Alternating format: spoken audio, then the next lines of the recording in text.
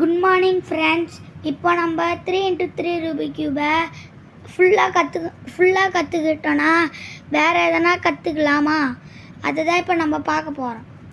3x3 Rubik கியூபை first நம்ம இதை நடுவில் மேலே ஏற்றிக்கணும்.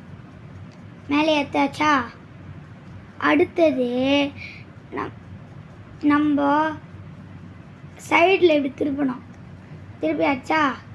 அடுத்தது அதையே இப்போ திருப்பிய மேலே கீழே இறக்கணும். இறக்கியாச்சா? அப்படியே இதை இப்படி இந்த சைடில் திருப்பினா கிடச்சிச்சு நம்மளுக்கு. இதுவே நம்ம திருப்பியாக ஃபுல்லாக செட் பண்ணனா இப்போது அதே தான் பண்ணோம்.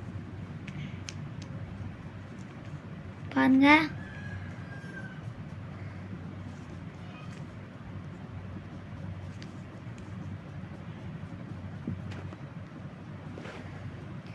பாய்.